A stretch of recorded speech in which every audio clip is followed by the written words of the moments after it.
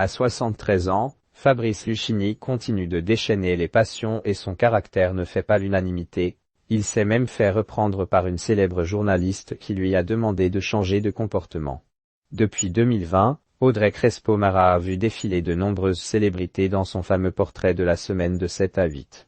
Mais la journaliste de 48 ans semble se souvenir de chacune de ses interviews dans les moindres détails. L'animatrice s'est même remémorée de cette fois où elle a grondé Fabrice Luchini.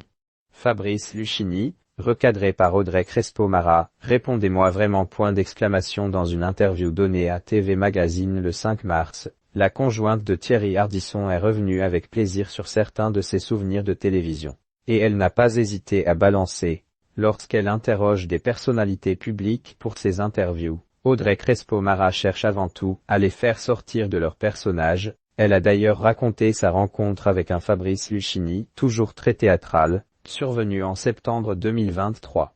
Je lui pose une première question et il nous fait du Luchini. Je l'ai arrêté et lui ai dit, Fabrice, arrêtez de regarder toute l'équipe, ne me répondez pas machinalement pendant 10 minutes, et répondez-moi vraiment, a raconté sans phare Audrey Crespo-Mara. Lorsque la journaliste avait repris l'acteur, celui-ci avait commencé à s'ouvrir davantage, c'était touchant parce qu'il était comme un petit garçon qu'on gronde. Et puis, il a été génial, bouleversant, il s'est vraiment confié. Fabrice Luchini a traversé les couloirs de la honte, les gens ne m'aimaient pas ou adoraient, parfois vivement critiqué. Fabrice Luchini n'a aucun mal à avouer qu'il divise.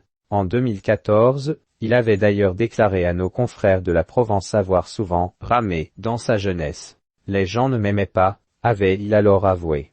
Ils trouvaient que j'avais l'air d'un homosexuel, que j'avais un phrasé bizarre, un physique de dingue, une diction particulière. Avait ensuite précisé le comédien de 73 ans.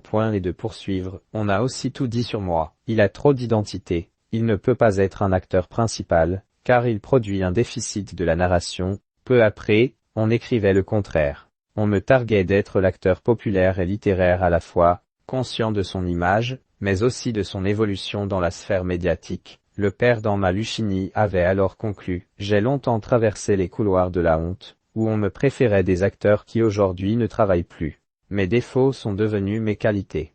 La roue a définitivement tourné pour Fabrice Luchini.